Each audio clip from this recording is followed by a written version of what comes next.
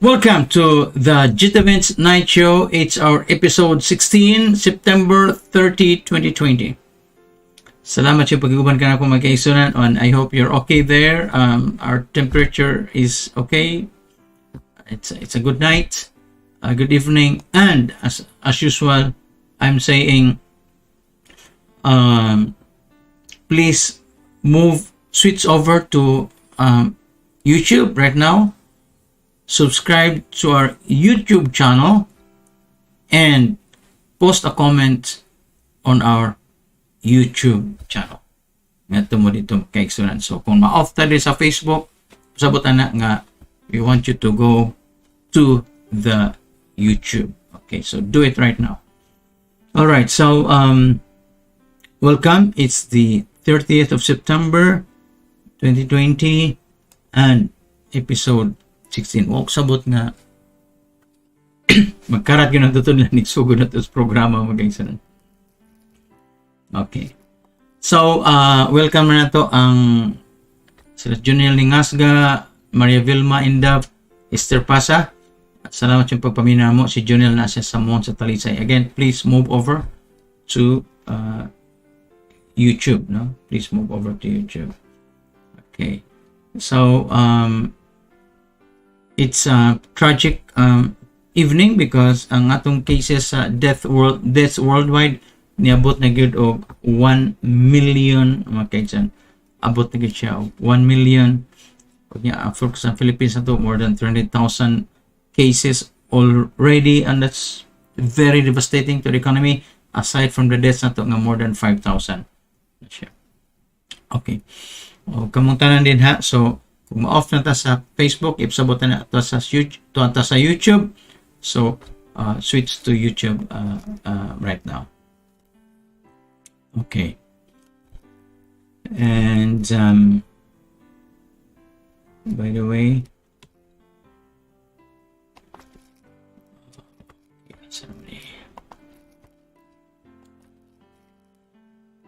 so, welcome ninyo din na.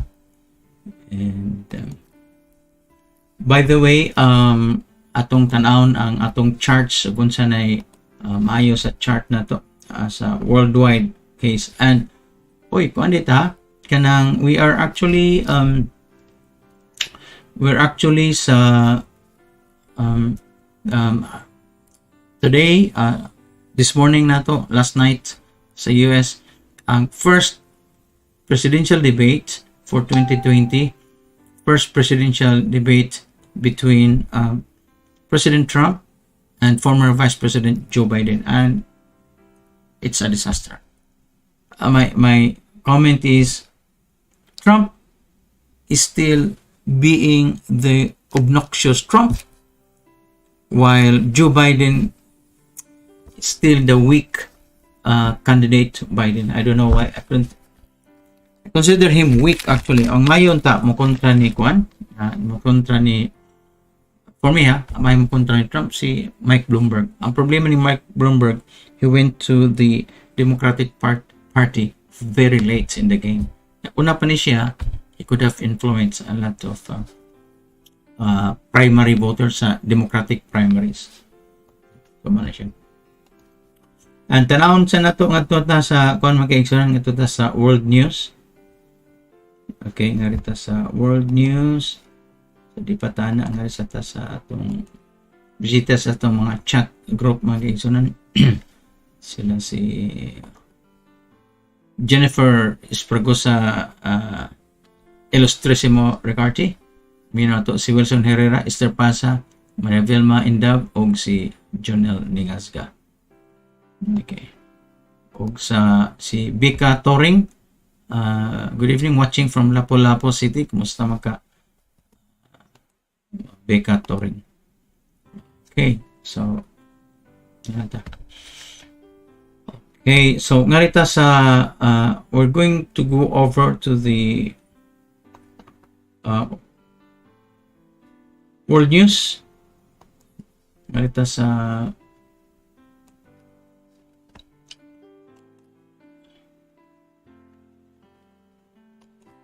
global tracking sa Johns Hopkins University. Okay. Ano ka? Where are you? The map. Okay. Tracking. Global map. Okay, so now we're into the global map. Let's proceed. Let's transition. Okay, so this is really the good news. Nato makaigsunan. And let me see. Oh, si Jennifer Ilustresimo Ricarte. Naminato ron sa YouTube. So again, please subscribe to our YouTube channel and post a comment sa YouTube para makibawta nga namin. Okay. So the cases worldwide, if you can see behind my back, it's 33,700,008. That's 33,700,008 cases. And then the deaths, as I mentioned, abot na siya 1 million makaigsunan. Sige na tag predict na nga moabot na just a few days na gyud. So 1,008,874 cases worldwide. It's very tragic. It's so tragic. Okay, grabe kayo. It's so tragic.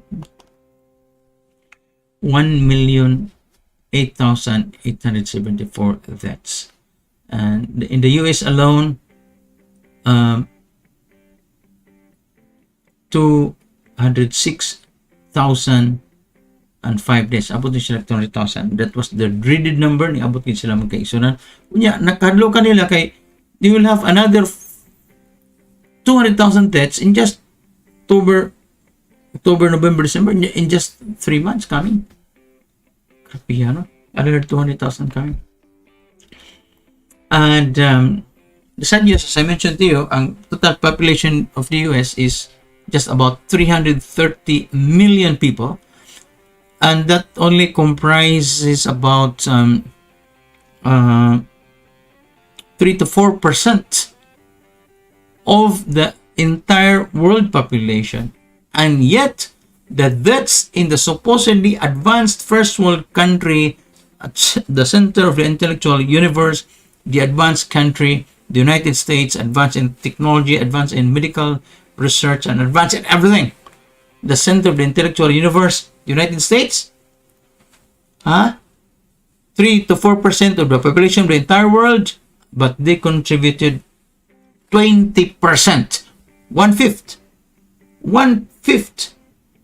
of the entire deaths worldwide.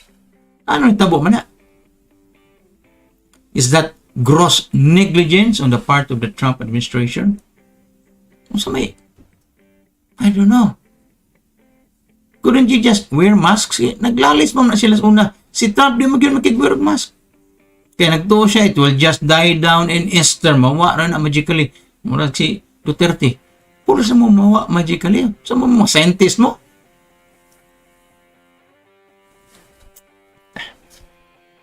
Brazil, 142,921 deaths. If you can see it sa akong luyo. And India, 94,497 deaths sa India. Mexico, 77,163 deaths. Now, going back sa global map, marita natin pa natin back sa main page. Ang United States, now 7,191,406. Actually, the estimated cases is 10 times more than the reported cases. Kaya di man ma-report na. So, what? 71 million already in the US, and worldwide, that's about 330 million already. Okay. Ngarita sa ng Philippines magkaigsunan. Ngarita sa Sweden. Okay? Sweden is 92,863. Sweden, 92,863 cases. Unya, 5,893 deaths. Now, again, half of the Swedish deaths occurred or happened in their nursing homes, in their homes for the elderly. Now, ang nakadiferensya sa Sweden is they did not shut down their public transportation, they did not shut down their economy, they did not shut down their human movement. Wala gid siya. So, free. Pwede kang tanog sine, pwede kang motugbar, pwede mag-karaoke. They only had 5,800 deaths. Compared to the Philippines, pila 5,000 deaths despite all of this lockdowns for the last pila ka years na. Pila na ka months. March, April, May, June, July, August, September. 6 months na tayo lockdown. We already had a recession. So, first quarter o second quarter. Saan naman na ito? Okay, so,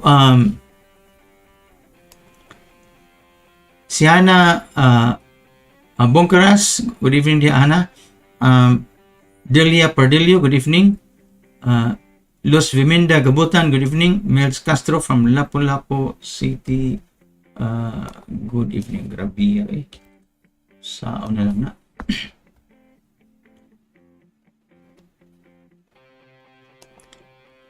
Okay, so again,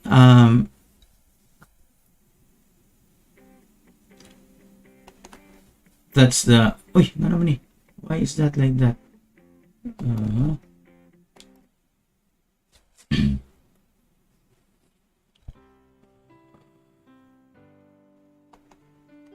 Okay.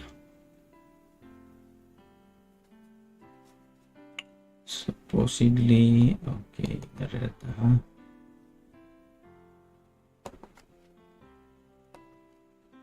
Nari mo kagalod sa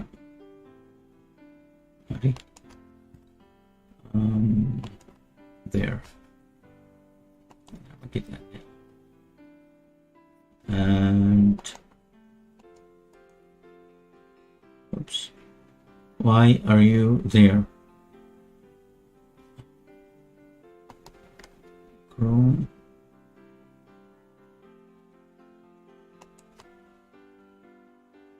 Because of COVID-19. Yes, okay, COVID-19 makita.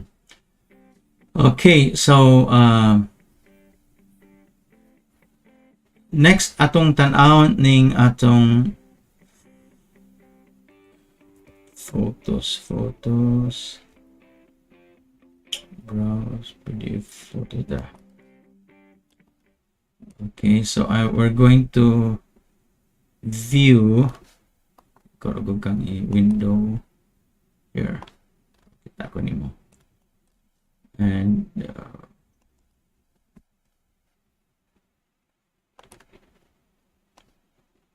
atong i-share niyo ang photos akong research which I've been doing about maklaro ninyo. First, again, these countries, the HSS JT, these countries did not shut down their public transportation and therefore did not shut down their economies, unlike the Philippines. Supposedly, and public transportation is the fastest way to spread the virus, yet look at the deaths data. Look at the deaths data. And this is updated 9 p.m. Wednesday, September 30, 2020, Philippine time. And a transportation lockdown is an economic lockdown because people are prevented from spending. Consumer spending comprises about 75 to 80% of the economy or the GDP. And these are the countries here on the left. Kung makita ninyo, I'll zoom it here. Okay, the countries. Asa naman ka? Zoom na ka. Inago ka. Okay. Here, countries on the left. Makita ba ninyo? Ano ka makita din? It should be seen. Huh? Okay. Kita siya. Anyway, Hong Kong, Singapore, South Korea, Japan, Taiwan, ang ilang city centers city is metro is Hong Kong, Singapore, Seoul City proper, Tokyo City proper, Taipei City proper, Metro Manila. Ang population sa largest city, Hong Kong 7.5 million, Singapore 5.8 million, Seoul 9.8 million, Tokyo 13.5 million, and Taipei 2.6 million, Metro Manila 13.5 million also, and New York State 8.4 million. Now, the land area of the largest city in Hong Kong, that's only 76 square kilometers. Singapore 725 square kilometers. Seoul proper 605 square kilometers. Tokyo City proper 2,191 square kilometers. Taipei City proper 272 square kilometers. Metro Manila 620 square kilometers. And New York City 786 square kilometers. And the people per square kilometers Hong Kong is 98,199. That's practically, in any major city, that's practically the most dense in terms of people per square kilometer in the world. Practically. Okay. Na yung mga, some with high population, but they don't have the same density because this 7.5 million only occupies 76 square kilometers of residential area.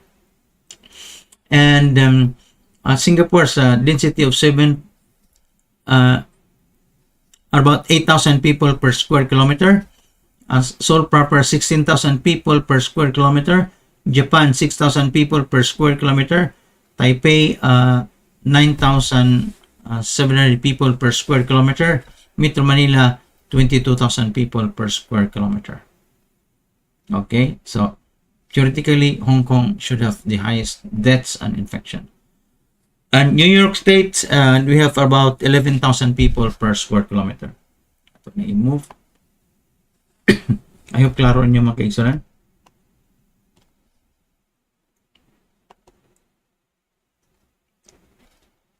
Okay. So,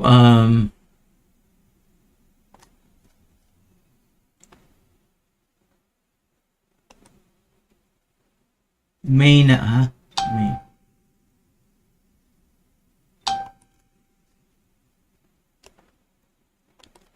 Okay. Alright, so asa naman tong? That's it. Okay, now atong i-compare since the month of May.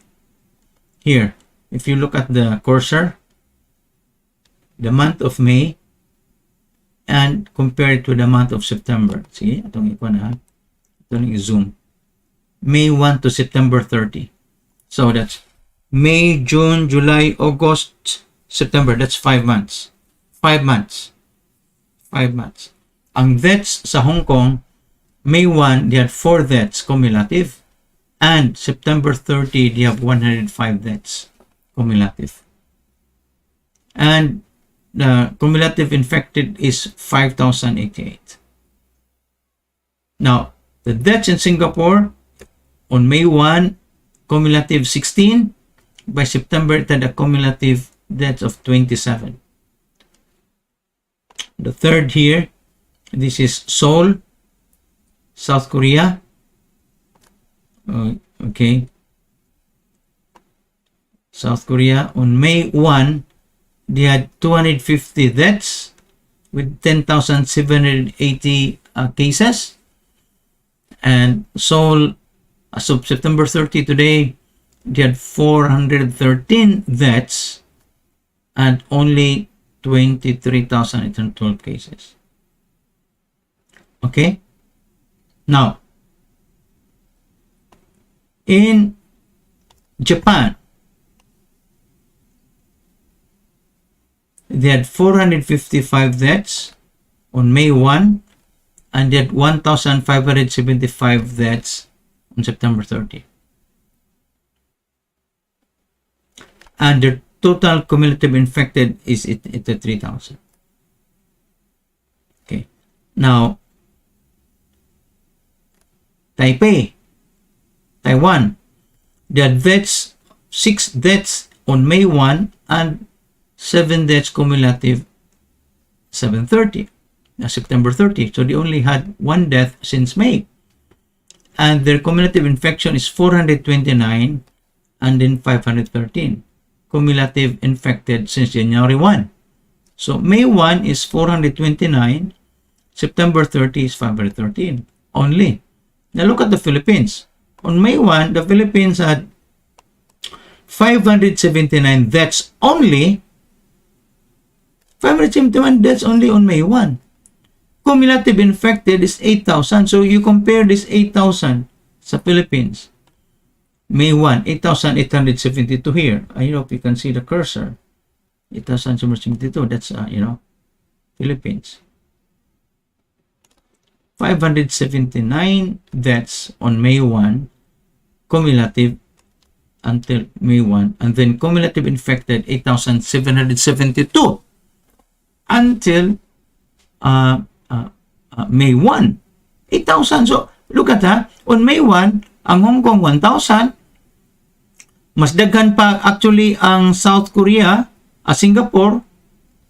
Mas daghan pa ang infected cases sa 10,000 sa South Korea. And then sa Philippines, sa Japan 14,000. 429 sa Taipei, 72. Now, look at what happened in the Philippines. September 30, look at what happened September 30. Okay, look at what happened September 30. Look at that. By September 30, from 579, it became 5,504 deaths. So, additional deaths is 4,925 in 6 months. And the increase is 850%. This is the Philippines. So, from 8,872 to 311,694 in just 6 months. May, June, July, August, September, 5 months. May, June, July, August, September, 5 months. From 8,872 to 211,694. My goodness. Now, in New York,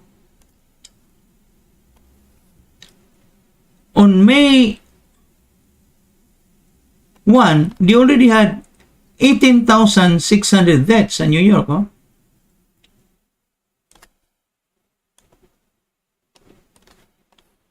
18,661. 18,600 deaths. And then by September 30, there are total 30,000 deaths. And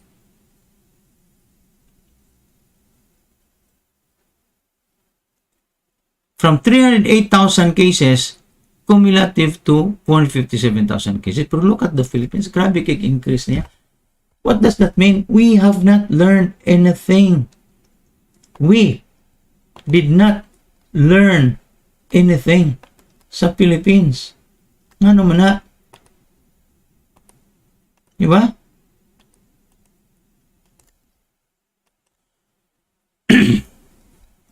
Di ko kasabot mag-exonan. Ano na? I don't understand why. From 8,872 in May to September 30, 311,694. Kini nga chart. This is the chart that we should look at. Diba? 8,872 on May 1 and it became 311,694. Saan naman ito? What ay nabuhat? Saan may nabuhat ni Duterte? That means, klaro ba, this is the wrong policy. Ever since I knew it was the wrong policy. Kwa gid na minaw na to. Luuya pong defense. Ay, way maminaw. Paita. So if you want a copy of this chart, you message me. I will post this. Ihatag niyo ko sa Viber. Grabe na eh.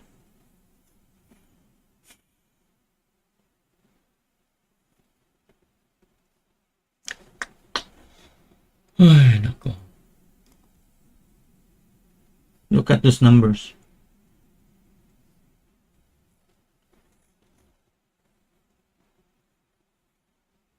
And that's the reason why I think Hong Kong is still very successful. So you cannot equate Hong Kong with the Philippines, Singapore with the Philippines. No way.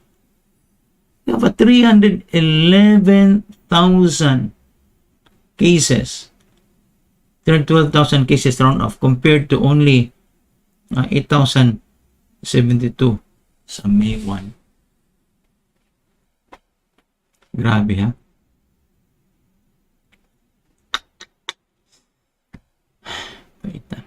So kini ba, this chart I prepared, kibaw mo, even just updating it today, it took me more than 30 minutes.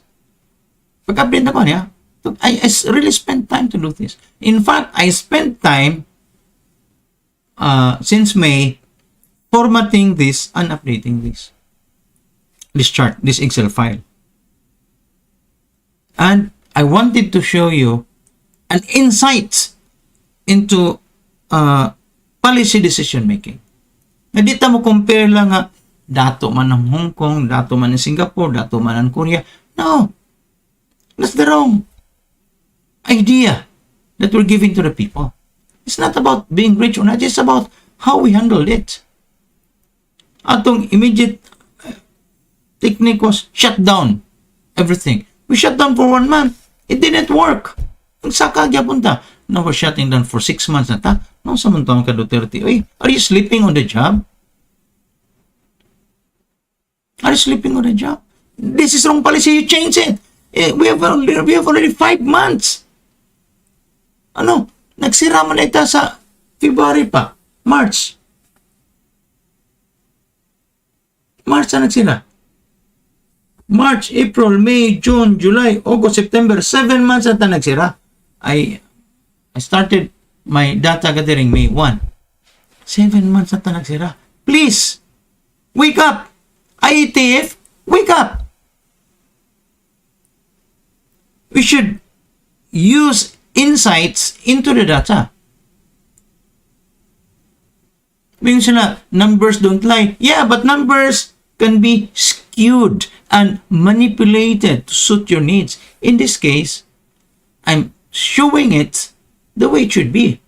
In terms of population density, because population density, we're talking about any growth in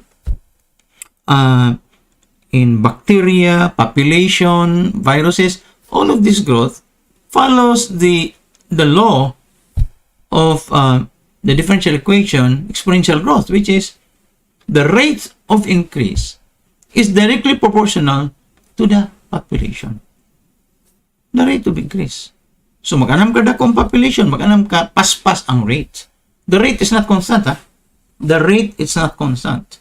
The rate of change depends on time itself. Wala nga mag dy dt equals minus kt nya dy over dy dt equals minus ky. So ky. dy dt equals ky.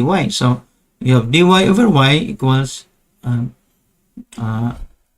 dy over y equals k dt. So when you integrate that one, both sides, you'll have the ln y equals kt. So take the exponents, then you have y equals e to the power kt, e which is the base for natural logarithm. Sige lang, kaya ba ko umaksabot? Nanghambog ko kamo ko calculus. Differential equations. Sorry, by the way, and that's for the engineering and math students. You understand what we're talking about? Monomigawas na exponential. Because of the law, the physical law, that the rate of change, the rate of increase of infection is directly proportional to the existing population. So if you have a bigger population, the rate of increase, not the increase only, but the rate of increase grows. So for example, ang rate of increase is 2%, then ugma, rate of increase is already 4%. It's not like 2% all the time. No, it's increasing all the way. So I can share this data with you. I don't know.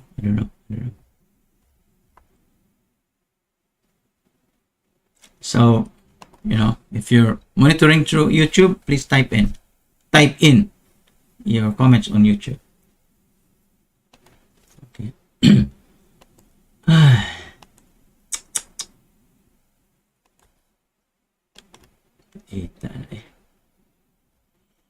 Lisod. Sabton. Lisod pa sabton.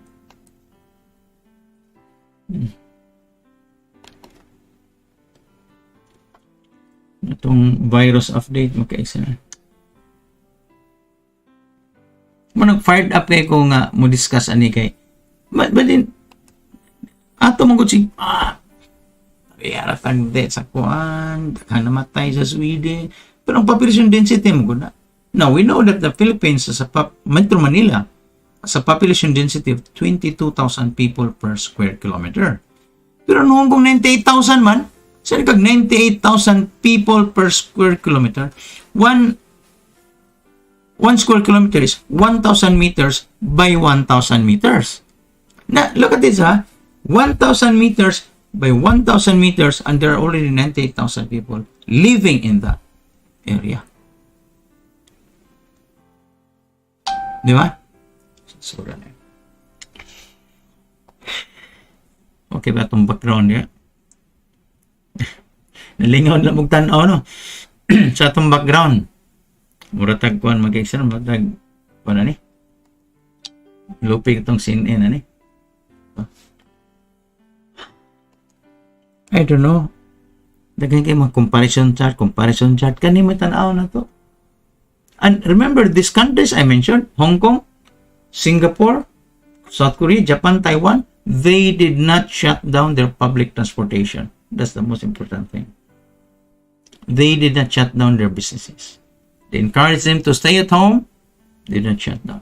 Some of them, but balik na magkaigsunan. In Hong Kong, balik na ang Ocean Park, balik na ang Ocean Park, balik na ang Ocean Park, balik na ang Ocean Park, balik na ang Disneyland, balik na. Ang ilang mga restaurants, wa mo gito masira. Ang mga bars ginoon, o mga karaoke bars, matay sira sa una. Mahjong parlors, I think they're back already. Balik na mga sitran. Public swimming pools are back. Limit sa capacity, but again, they're back.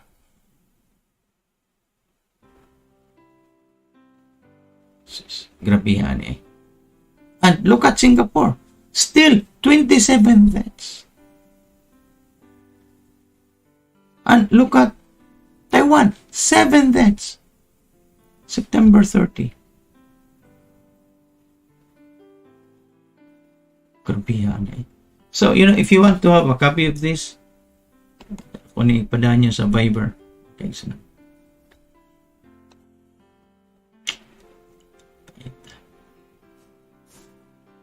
Pahit kayo. Really. It's so frustrating. It's so frustrating ang hitabo ni. It's so frustrating. Saon na nato ni. Sa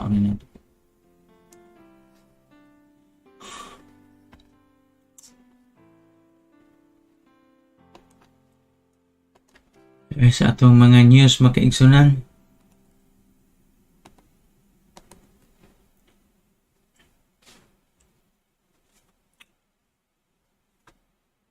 Matod pa ta sa atong crawler ang presidential debate. Grabe kan sami si Trump.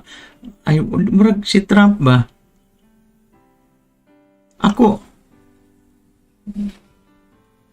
during the election sa 2016 ba to? I thought Trump was the right candidate.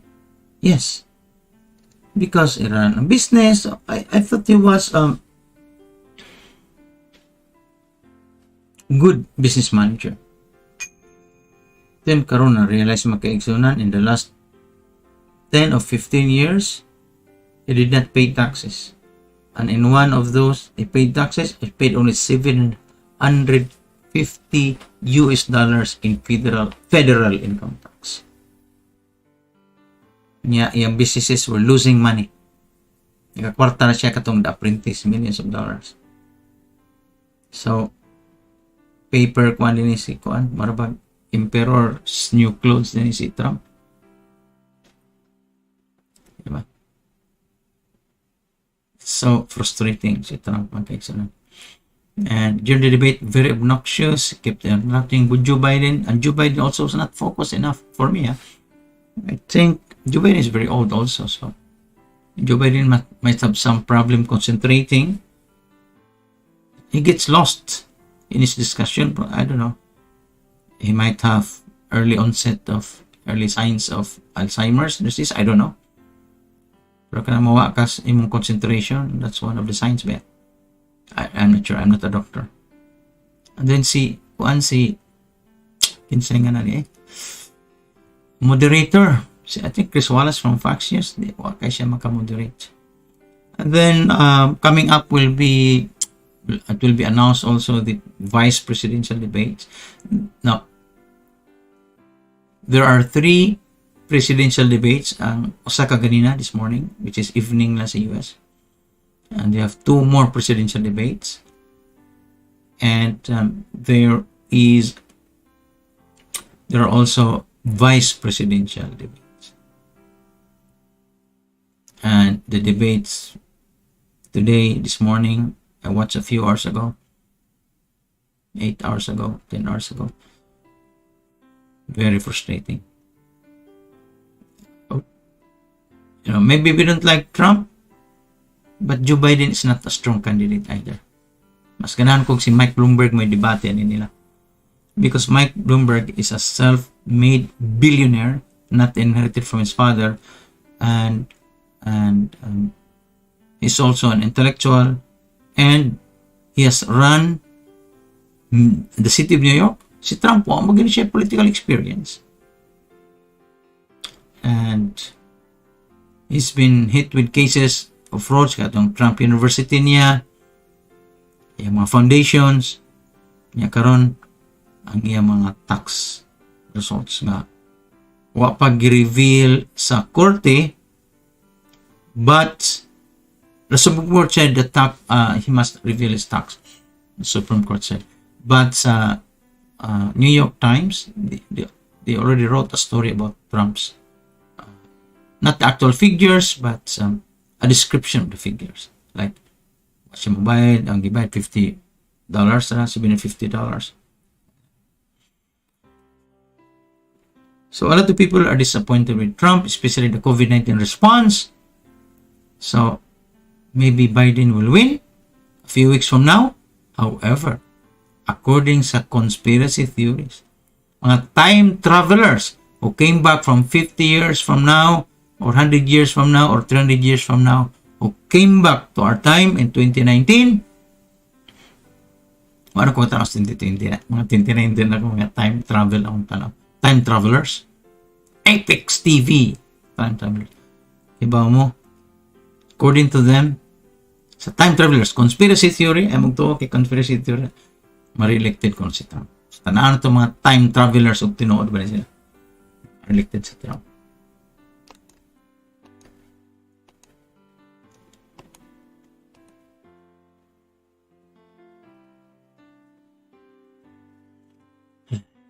Ay, hindi ko ka-imagine aning pag-debatiha. Hindi kayo maayo. Now, in the meantime, updates po na to sa COVID-19. Okay.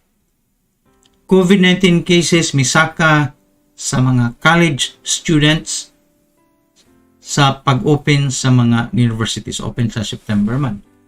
Cases of COVID-19 misaka among college-age individuals sa buwan sa August ug September sa sa pag-open sa mga eskwelahan across the United States, especially sa mga college campuses. Two new studies ang gipagawas karong adlaw makaigsunan. Actually, Tuesday morning na ron sa US. So, sa Eastern Standard Time sa New York, it's now 9:58 p.m. nila. Study 1. In the first study, researchers sa Centers for Disease Control and Prevention looked at nearly 100,000 coronavirus cases reported to the CDC between August 2 and September 5. So, almost a month. The study found that during that period, ang weekly COVID-19 cases among people aged 18 to 22, sa mga first year college students, increased 55% nationally. Researchers have found the greatest increases sa Northeast region sa United States at 144% and sa Midwest region at 123%. The observed cases sa COVID-19 among persons aged 18 to 22 could be driven by many factors, including changes in behavior or risk profiles resulting from multiple social, economic, and public policy changes during this period, because approximately 45% of persons aged 18 to 22 attend colleges and universities, and 55% of those attending identified as white persons. It is likely that some of this increase is linked to the resumption of in-person attendance at some colleges and universities. Matod pa sa researchers niya sa CDC mismo, sa ilang weekly report.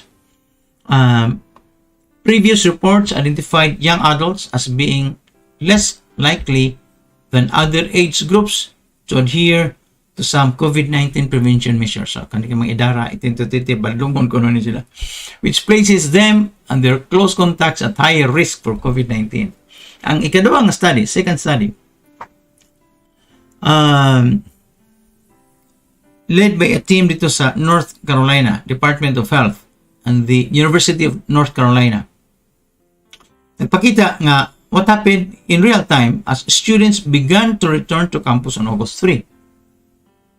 Austria, the university tried to make moving in safe. Now, ang kinimugod nila, most of the colleges, campuses sa United States, nicely dorm, student dorm, within the campus. Standard na nila sa ato. Wagi mag-college dorm din eh. So, the university tried to make moving in safe, spreading it out over a week, reducing crowd in dining halls, and taking other measures, but the students gathered and partied anyway. Ano yung problema? They gathered and partied anyway. Ang Bowne University sa North Carolina quickly determined the virus was spreading too fast and moved all classes nila online instead of in person. It also asked students to move back home or off campus completely. By August 25, 670 cases of COVID-19 had been confirmed sa University of North Carolina. Almost all of them in people under the age of 22. So, nagpapadlong lagi po. The largest cluster was at an off-campus apartment complex which was affiliated with the university. Og ang United States nag-record og 42,185 new coronavirus infections and 914 virus-related deaths. Karon lang adlaw this morning na ilag-release. So, nitabo naghapon. Can you imagine that? 914 namatay in just one day. And 40,000 new cases. No, something in the United States pa. Badlo man mo eh. The nation now totals at cases with 205,000 fatalities. The totals include cases from all 50 states, the District of Columbia, and other U.S. territories, as well as repatriated cases. Sa laing bahin, dito sa India, more than 60 million people in India may have caught the COVID-19 virus. By the way, total worldwide, 33 million. Total worldwide cases. But in India alone, they're expecting more than 60 million. Okay, so remember what I said? That although the reported cases worldwide is 33 million, and I said that the estimates are that the probable cases are 10 times or 1,000% more. 10 times means 1,000%. 1,000% more than the reported cases. So if it's 33 million, the probable estimate now will be actually, probable estimate will be 330 million. So, kung 330 million ang estimates, it's possible that there are 60 million in India who have acquired COVID-19. But again, reported cases worldwide, 33 million. Now, one study, more than 63 million people in India may have contracted COVID-19, matod pa siya ng health authorities, or about 10 times higher than the official reported figures. So 6 million dahil lagi ko, mga 63 ang kuan. A national survey of more than 29,000 people across 700 villages found that about 1 in 15 people above the age of 10 had antibodies against the coronavirus, and this survey was conducted from mid-August to mid-September. So 1 out of 10, 1 out of 15 had antibodies. So that's what, 15%. Okay, 1 out of 10, 10 man. 2 out of 10 is 20%. 1 out of 15 man. 15%. This is according to the Indian Council of Medical Research. Antibody test, rapid test siya. It's also known as serology test. Check for proteins called antibodies in the immune system, which indicate if someone has been exposed to the virus. Now, these are antibodies specific for the COVID-19, for the coronavirus. Dili siya generic. It's specific. Manitawag sensitivity, specificity. Specific na siya. So, of the country's 1.3 billion citizens, more than 966 million are aged 10 or above. If 1 in 15 people of this group have been infected with COVID-19, that's about 63.8 million people nationwide sa India, and estimated to be or to have already contracted the virus. As of Wednesday, India has reported more than 6.1 million cases and 96,000 deaths. The survey suggests that for every one infection officially reported, there are actually 26 to 32 people infected who slip through the cracks o di mabantayan, di ma-report. Matud pa sa Director of Medical Council of the Medical Council sa India. This falls in line with what many experts have warned for months, that India's coronavirus crisis may be much more dire than official figures suggest. Now, there are many reasons for this. People are simply not getting tested enough, and there are sometimes errors in reporting, and changing government strategies can muddle the numbers. And of course, ang uban dili ang report. The government began rolling back restrictions in May after a month-long lockdown, with ministers turning the attention to reopening the economy and public services, but experts warn that it may be too soon to relax. Ano? Dr. Fauci says some Fox News coverage of the pandemic is outlandish. Dr. Fauci, Fox News, ha? Grabe. Notre Dame coach. Kiring Notre Dame, sikat makanin siya sa football. Notre Dame head coach says COVID-19 spread like wildfire on his team. Team doctors have traced an outbreak of COVID-19 on the Notre Dame football team to two specific events, including a pre-game meal. So, nangaon sila, nagdungan sila before the game. The University of Notre Dame announced Monday that 18 players 18 players had tested positive for the virus. Og ang maong coach, si Brian Kelly niingon that the team doctors are the ones who traced the infection to their game against South Florida 10 days ago. Nya, ang Florida, nga kontra nila, takdan po to. Ahead of the September 19 blowout, actually won, the team congregated for a pre-game meal, and during the game, one player was treated for dehydration after throwing up on the sideline. That player later tested positive for the coronavirus. Throughout our entire time together, matod pa sa coach, we had not had one meal where we sat down together. Everything was grab and go. So katurang pre-game meal nila, nagdungan sila. We got into our game situation where we have pre-game meal together, and that cost us. We had somebody who was asymptomatic.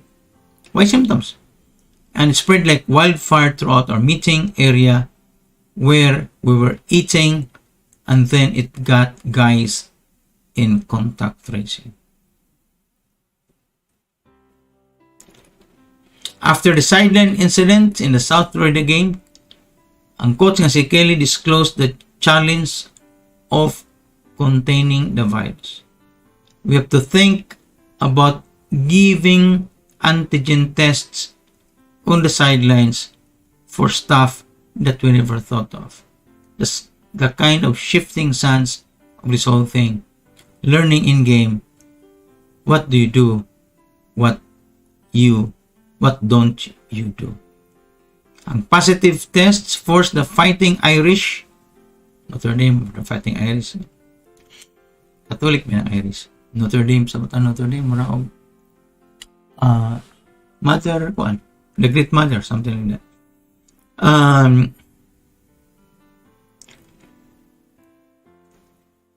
The positive test forced the Fighting Irish to postpone last Saturday's game against Wake Forest University.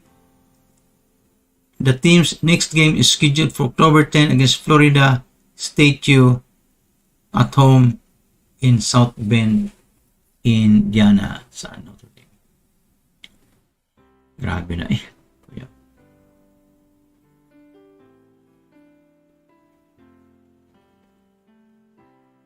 Now, early data nagpakita og promising results sa Regeneron's antibody cocktail for the coronavirus. Samantawan mo, ayaw na mo pangita na Humanity AVX. Mawapan yung cholesterol, mawapan yung high blood, mawapan yung uric acid at the same time. Biotechnology company Regeneron released some early results of tests using its antibody cocktail in coronavirus patients Tuesday, and said it seemed to reduce levels of the virus and improve symptoms in patients. Sus, cocktail pa mo, ngaray naman ako. Paita. Di man ko doktor, pero Nano ko'y pasyente nga doktor, umabot nga doktor, ha? I think tonight they will be sending it to Mindanao, and one surgeon who has COVID will use it. Tana na to. The greatest improvement were seen in patients who hadn't already mounted a natural response to the infection. The results only involved 275 patients of the 1,000 they have enrolled in this particular trial, but appears very promising. Matod pa sa Director of the Division of Infectious Diseases at the University of Alabama at Birmingham. The treatment also showed positive trends at reducing medical visits for the patients, none of whom were sick enough to be hospitalized at the start of the trial. The numbers in this early release of information were small, and the data has not been peer-reviewed yet. Only top-line data was available in a news release from the company. A company spokesperson said the data validates the treatment as a therapeutic substitute for a natural response device therapeutic. Anyway, sige na lang. Indian Vice President. Ang India Vice President ng test positive for COVID-19. Na. The tweet went on to say that Vinkala Naidu, the VP, is asymptomatic and in good health after undergoing a routine COVID-19 test on Tuesday. He has been advised to quarantine at home. His wife tested negative and is also in self-isolation. By the way, mga kaigsunan, ha? Aside ang Humanity EVX right now, we're sending it over to Mindanao. There are 2 doctors who have symptoms, 2 surgeons, and para ba ang kanimag o ni ilang kuan.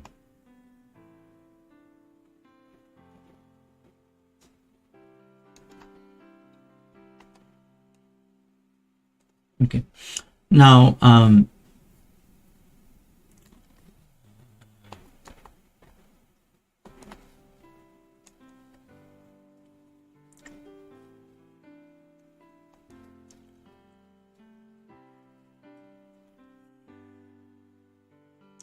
okay, so si Engineer Hill Escudero na minaw na taron og si Mr. Felipe Minyosa from Talamban. Now,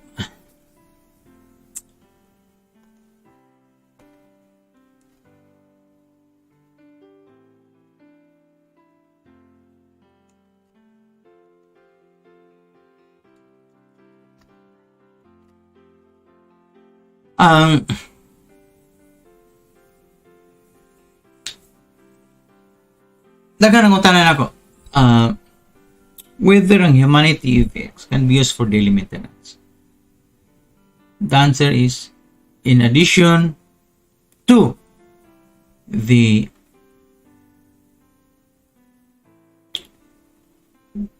sort of quote-unquote curing for COVID and dengue, is this good? Humanity EVX is the Humanity EVX also good for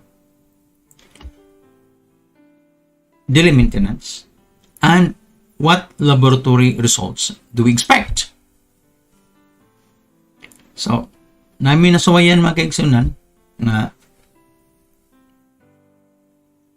sa ka-financial executive, former top national government official, na nag-kidney transplant, nag-insulin, diabetes, cholesterol, high blood pressure. And this business executive is also a lawyer, senior citizen already. So now taking insulin, immunosuppressants, anti-cholesterol, anti-high blood, and other anti-uric acid ng matambal. So what we did was we give the we give the patient a regimen. I call it the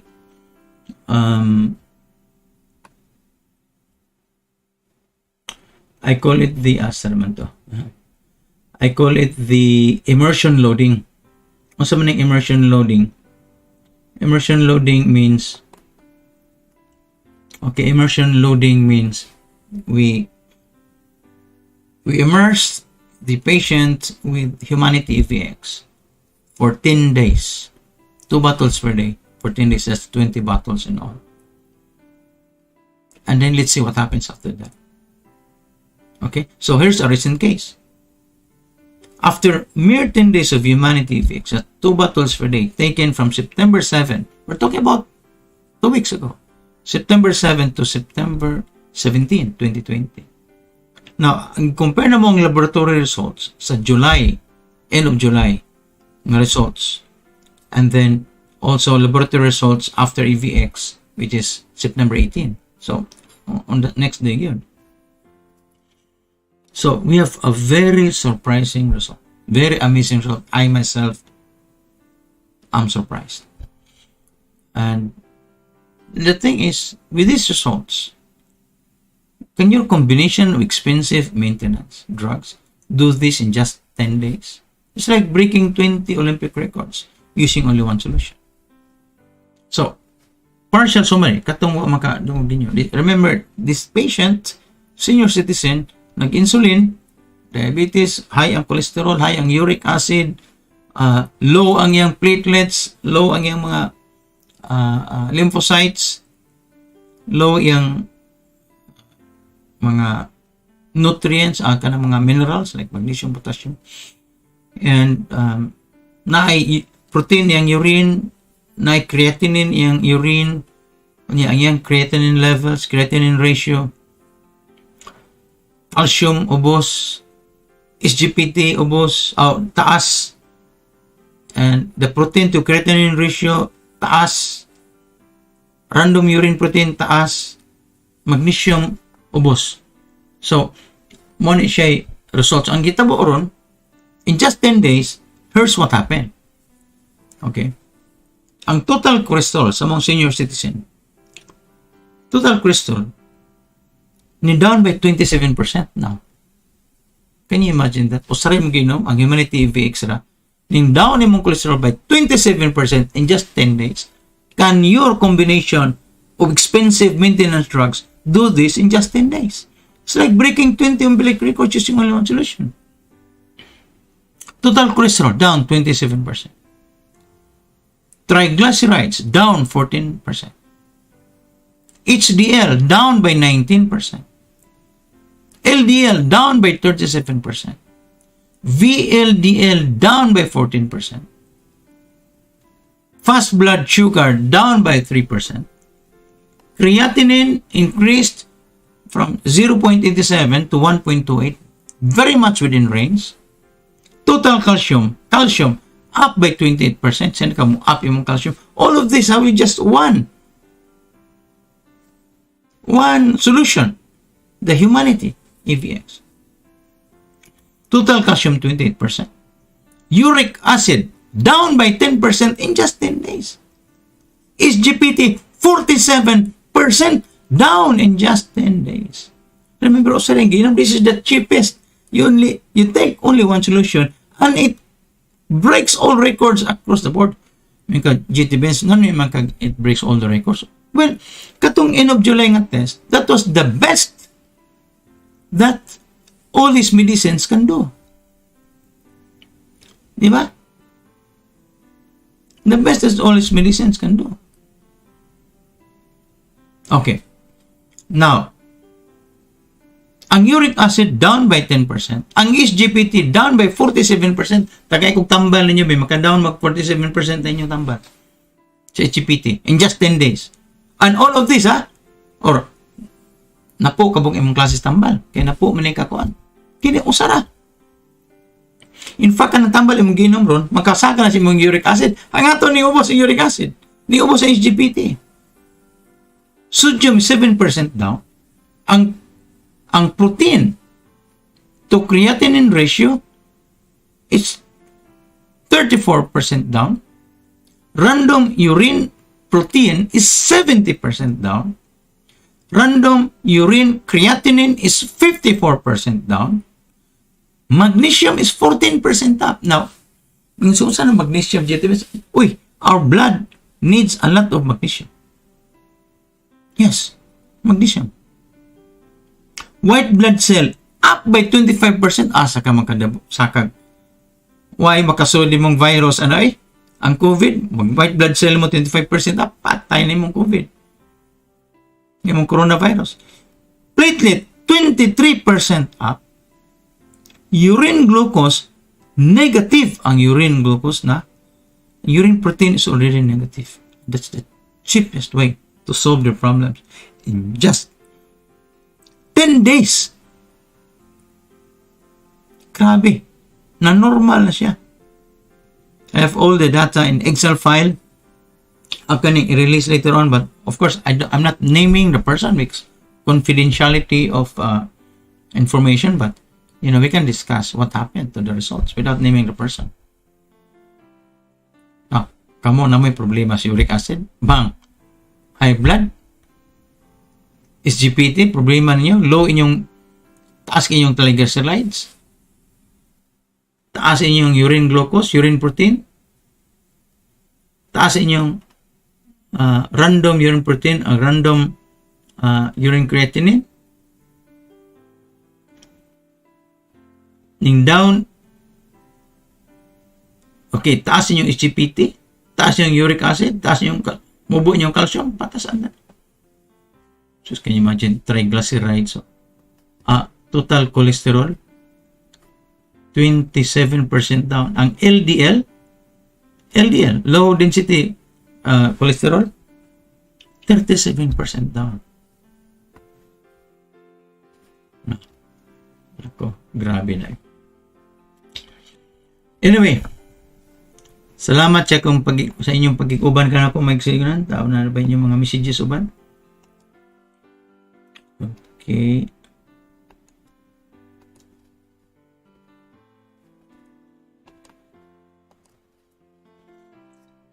Ito the scholar's background. Ayun. Jellyfish. Luminescent. Okay. So anyway, this is episode 16 of the Benz Night Show, September 30, 2020. Thank you for being with me, and right, see you on Friday. Bye. By the way, kung gusto mo itong copy sa results ng akong gikuan, wa mo ka memorize the percentages, I can share them with you without the name, and I hope that you will find that useful. Thank you and good night.